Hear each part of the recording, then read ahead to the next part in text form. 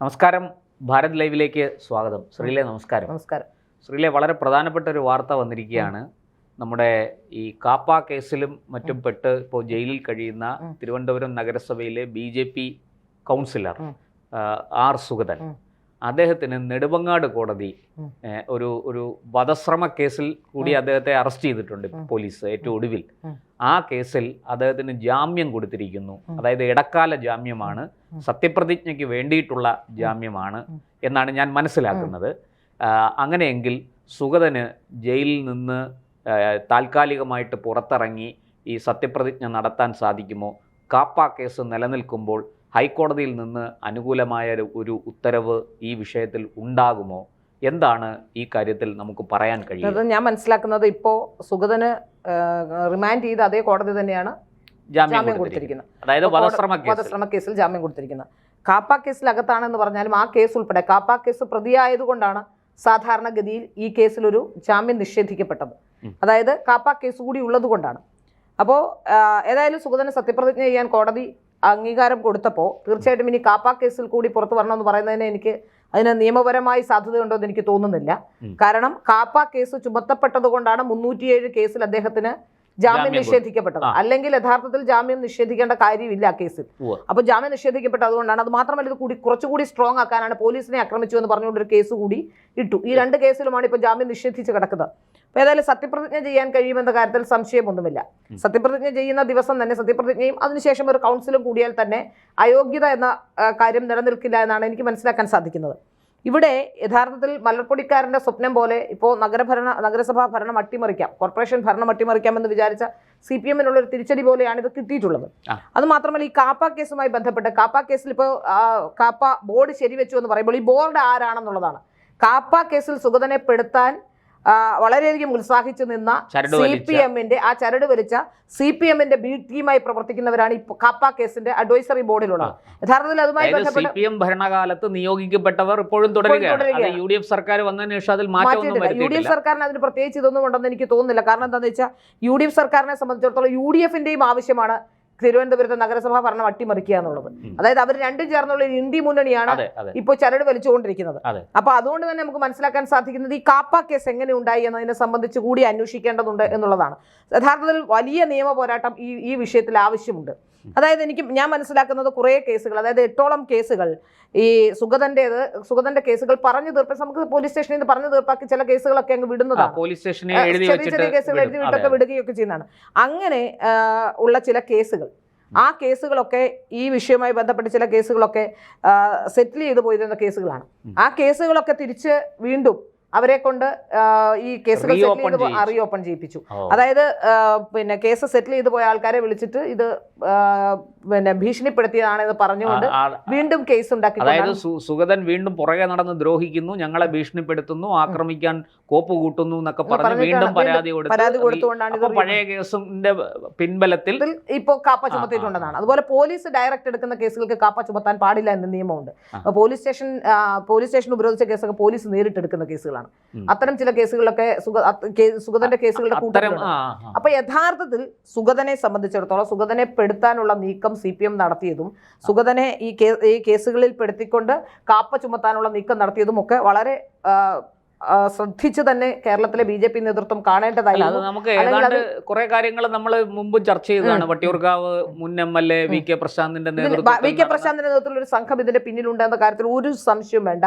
അതുപോലെ മാത്രമല്ല, കോടതി വളപ്പിൽ നിന്ന് നമ്മൾ കണ്ട കാഴ്ചയല്ലേ, കോടതിയിൽ നിന്ന് പോലീസിന്റെ കസ്റ്റഡിയിൽ കൊടുക്കാത്ത ഒരാളെ പോലീസ് കൊണ്ടുവന്ന് ആശുപത്രിയിൽ കൊണ്ടുപോയി, അതായത് ക്ഷീണമുണ്ട് എന്ന് പറയുമ്പോൾ അത് ക്ഷീണമില്ല എന്ന് വരുത്തി തീർക്കാനും അന്ന് തന്നെ സുഗതന് ചിക്കൻ ബോക്സ് ഉണ്ടായിരുന്നു. ചിക്കൻ ബോക്സ് ഉള്ള സുഗതനെ പിടിച്ചുകൊണ്ട് പോകുമ്പോൾ പോലീസാണ് കൊണ്ടുവന്ന് ഇവിടെ നിന്ന് ഹാജരാക്കിയത്. അപ്പോൾ പോലീസ് ഒരുപക്ഷെ ഡോക്ടർമാരൊന്നും സ്വാധീനത്തിന് ഭാഗമാകില്ല എന്ന് പറയാൻ പറ്റില്ല. കാരണം സർക്കാർ നിലനിന്നിരുന്നു, CPM-ന്റേതാണ്, പല ഡോക്ടർമാരും അത്തരത്തിലാണ്, ഡോക്ടർമാരുടെ സംഘടനകൾ അങ്ങനെയാണ്, നമുക്ക് അറിയാവുന്ന കാര്യമാണ്. അപ്പോൾ പോലീസ് അവിടെ നിന്നും ഈ പറയപ്പെടുന്ന ഈ ആരോപണ വിധേയനായിട്ടുള്ള അതിന് ഒരാഴ്ച മുമ്പ് സുഗതൻ ചില ഫേസ്ബുക്ക് പോസ്റ്റുകൾ 1-1.5 ആഴ്ച മുമ്പ് ഇട്ടിട്ടുണ്ട്. തന്നെ വേട്ടയാടാൻ CI വിപിനും അഭിജിത്ത് ശ്രമിക്കുന്നു എന്ന് പറഞ്ഞുകൊണ്ട് അറസ്റ്റിലാകും മുമ്പ് തന്നെ അത്തരത്തിലൊരു നീക്കം നടത്തുന്നുണ്ട് എന്ന് കാണിച്ചുകൊണ്ടുള്ള ചില പോസ്റ്റുകൾ സുഗതൻ ഇട്ടിട്ടുണ്ട് ഫേസ്ബുക്ക്. അപ്പൊ അതിൽ നിന്ന് തന്നെ നമുക്ക് മനസ്സിലാക്കാൻ സാധിക്കുന്നത് സുഗതൻ ഇവരുടെ ഒരു ടാർഗറ്റ് ആയിരുന്നു, സുഗതന് മനസ്സിലായിട്ടും ഉണ്ടായിരുന്നു.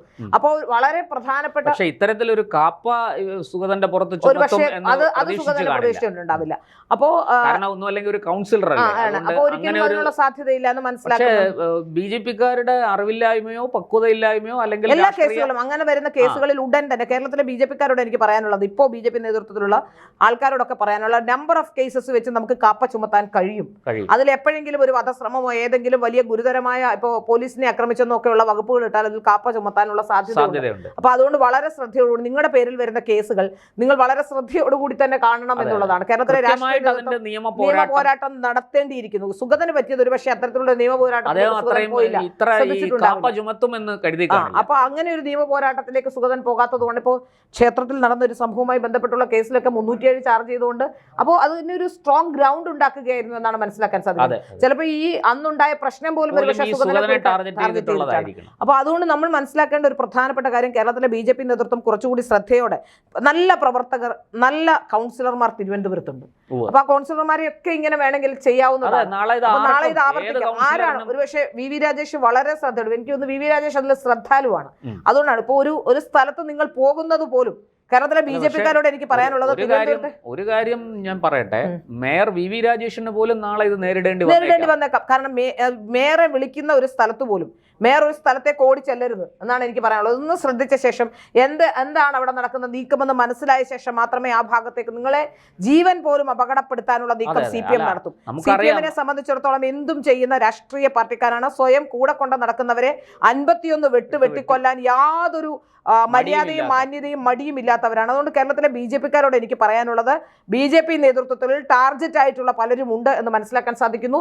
VV രാജേഷ് അവരുടെ ഒരു വലിയ ടാർഗറ്റ് തന്നെയാണ്. VV രാജേഷിന്റെ കൗൺസിലുള്ള ഓരോ കൗൺസിലർമാരും കേരളത്തിലെ CPM-ന്റെ ടാർഗറ്റാണ്. അതുകൊണ്ട് വളരെ ശ്രദ്ധയോടുകൂടി നിങ്ങൾ ഒരാളുടെ അടുത്തേക്ക് പോകുമ്പോൾ, ആ ആൾ നിങ്ങളുടെ അടുത്തേക്ക് വരുമ്പോൾ നിങ്ങൾ ഒന്നും വേണ്ട. ഞാൻ വളരെ ശ്രദ്ധയോടുകൂടിയാണ് പലപ്പോഴും യാത്ര ചെയ്യാറുള്ളത്. പലപ്പോഴും എനിക്കറിയാം, ഞാൻ പത്രപ്രവർത്തന രംഗത്ത് വരുമ്പോൾ സംഘപരിവാർ അനുകൂലിയാണ് എന്ന് പറഞ്ഞതുകൊണ്ട് തന്നെ ഞാൻ നേരിടേണ്ടി വന്നിട്ടുള്ളത് എനിക്കറിയാവുന്നതുകൊണ്ടാണ് ഞാൻ നിങ്ങളോട് പറയുന്നത്.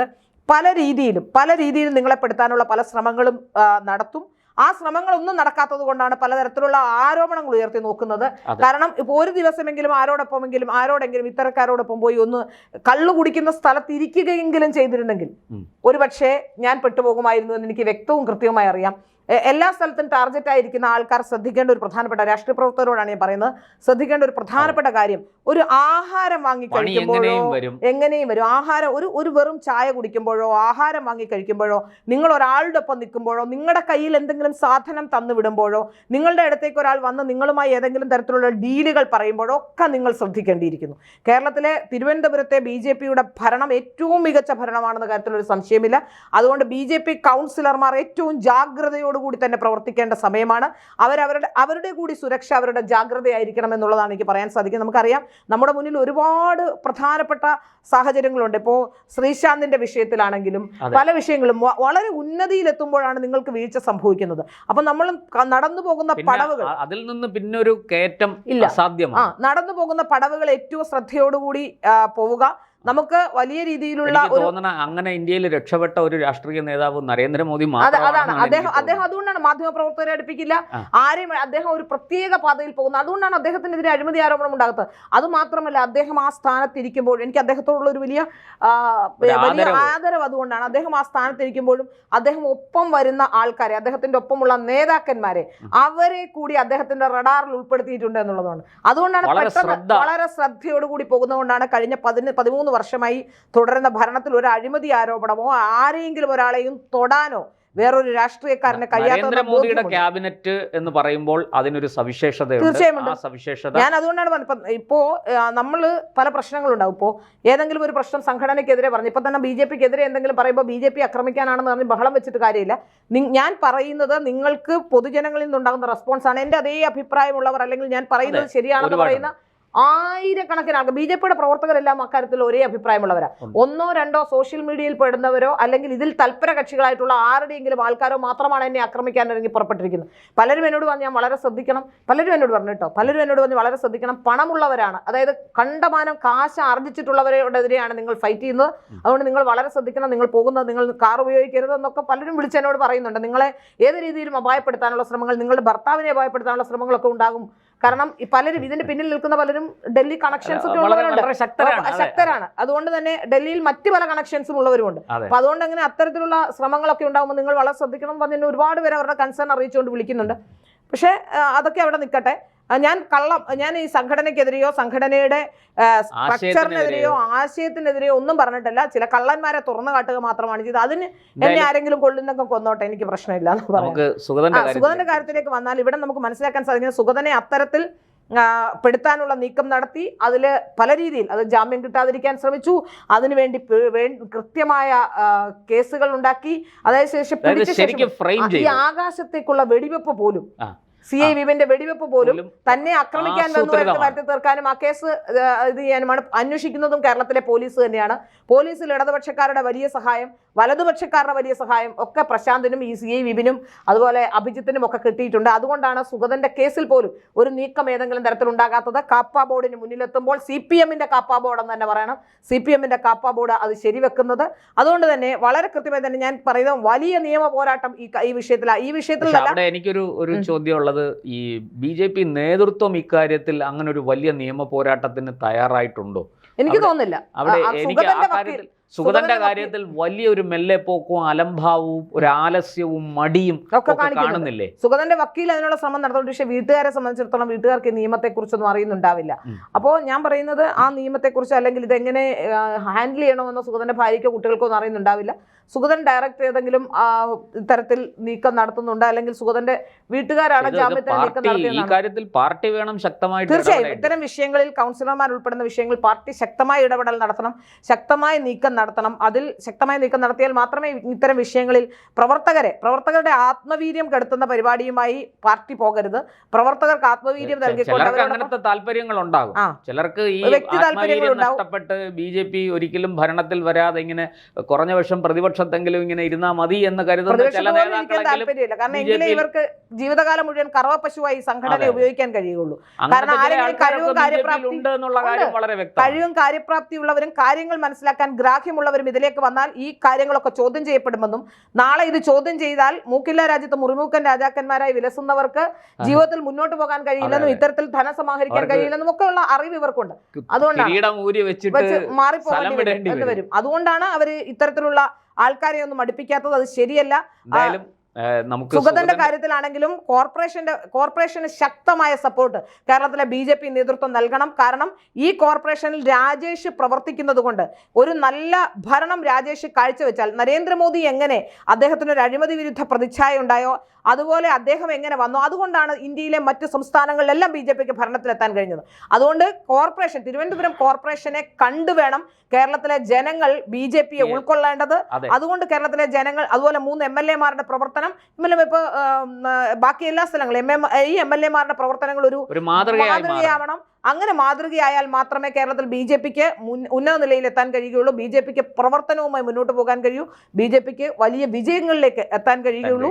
കേരളം ഭരിക്കുന്ന ഇത് കേരളമാണ് എന്ന് പറയുന്ന ഇടതുപക്ഷക്കാരുടെ ഇടയിൽ നിന്ന് ഇത് കേരളമല്ല, ഇതൊരു പ്രത്യേക സംസ്ഥാനമല്ല, ഇത് യഥാർത്ഥത്തിൽ ഇന്ത്യയോടൊപ്പം നിൽക്കുന്ന ഒരു സംസ്ഥാനം തന്നെയാണ്. മറ്റെല്ലാ സംസ്ഥാനത്തും ഉണ്ടാകുന്ന രാഷ്ട്രീയ മാറ്റങ്ങൾ കേരളത്തിലും ഉണ്ടാകുന്നുണ്ട്. BJPക്ക് കേരളത്തിലും വേരുറപ്പിക്കാൻ കഴിയുമെന്ന് കാണിച്ചു കൊടുക്കേണ്ടത് കേരളത്തിലെ BJP പ്രവർത്തകരാണ്, BJPയുടെ നേതാക്കന്മാരാണ്. അതിനുള്ള നീക്കമാണ് രാജേഷ് അടക്കമുള്ളവർ നടത്തിക്കൊണ്ടിരിക്കുന്നത്, ഇവിടുത്തെ MLA-മാർ നിയമസഭയിൽ ചെയ്തുകൊണ്ടിരിക്കുന്നത്. അതുകൊണ്ട് ദയവ് ചെയ്ത് പറയുന്നത് ഇത് പാർട്ടിയെ തകർക്കാൻ വേണ്ടി പറയുന്നതല്ല. നിങ്ങൾ ഈ സെൻസിൽ മനസ്സിലാക്കണം. ഇവിടെയുണ്ട അഴിമതിക്കാരെയും മറ്റുള്ളവരെയും ഒക്കെ തുടച്ചു നീക്കിക്കൊണ്ട് ഇപ്പം ഞാൻ പറഞ്ഞില്ല, രാമക്ഷേത്രത്തിൽ നിന്ന് എങ്ങനെയാണോ രാമക്ഷേത്രം കട്കാനും മോഷ്ടിക്കാനും സ്വത്ത് ഉണ്ടാക്കാനും വന്നവരെ എങ്ങനെയാണോ യോഗി സർക്കാർ പുറത്താക്കിയതുകൊണ്ട് അതുപോലെ തന്നെ ആ യോഗിയെ പോലെ തന്നെ ഒരു പ്രതിച്ഛായ ഉണ്ടാക്കാൻ രാജീവ് ചന്ദ്രശേഖർ ശ്രമിക്കണം. അദ്ദേഹത്തിന് അതിന് കഴിയും. അദ്ദേഹം ഈ അഴിമതി കാണിച്ചവരെ ഒന്നടങ്കം പുറത്താക്കിയാൽ മാത്രമേ കേരളത്തിലെ BJPക്ക് മുന്നോട്ട് പോകാൻ കഴിയുകയുള്ളൂ. പൊതു താല്പര്യം മുൻനിർത്തിക്കൊണ്ട് കേരളത്തിലെ BJPയുടെ താല്പര്യങ്ങൾ, ജനങ്ങളുടെ താല്പര്യങ്ങൾ മുൻനിർത്തിക്കൊണ്ട് പ്രവർത്തിക്കണം. ആരുടെയെങ്കിലും സ്വാർത്ഥ താല്പര്യത്തിനോ വ്യക്തി താല്പര്യത്തിനോ ഈ സംഘടനയെ ബലിയാടാക്കരുത്. ഈ സംഘടനയെ അങ്ങനെ വ്യക്തി താല്പര്യങ്ങൾക്ക് വേണ്ടി ആരെങ്കിലും സംരക്ഷിക്കാൻ രാജീവ് ചന്ദ്രശേഖർ ശ്രമിക്കരുതെന്നുള്ളതാണ് അദ്ദേഹത്തോടുള്ള വിനീതമായ അഭ്യർത്ഥന. തിരുവനന്തപുരം കോർപ്പറേഷൻ അകമഴിഞ്ഞ സപ്പോർട്ട് കൊടുക്കണം. നെടുമങ്ങാട് കോടതി ജാമ്യം അനുവദിച്ചത് ഒരർത്ഥത്തിൽ അതൊരു ജനാധിപത്യത്തിൻ്റെ വിജയം കൂടിയാണ് എന്ന് പറയാം. ബാക്കി കാര്യങ്ങൾ നിയമ വഴിക്ക് നീങ്ങട്ടെ. ഈ കാപ്പ കേസിലും നിയമത്തിൻ്റെ മാർഗത്തിലൂടെ തന്നെ സുഗതൻ മോചനം നേടി വരട്ടെ. നമുക്ക് ഒരു മാധ്യമപ്രവർത്തകരെന്നുള്ള നിലയ്ക്ക് നമുക്ക് ഈ കാര്യങ്ങൾ വളരെ കൃത്യമായി വിശകലനം ചെയ്ത് ഇതിൻ്റെ യാഥാർത്ഥ്യം ജനങ്ങളിലേക്ക് എത്തിക്കാനേ കഴിയുള്ളൂ. ബാക്കി നിയമ പോരാട്ടമൊക്കെ നടത്തേണ്ടത് പാർട്ടിയും സുഗതനും ഒക്കെ തന്നെയാണ്. നന്ദി, നമസ്കാരം.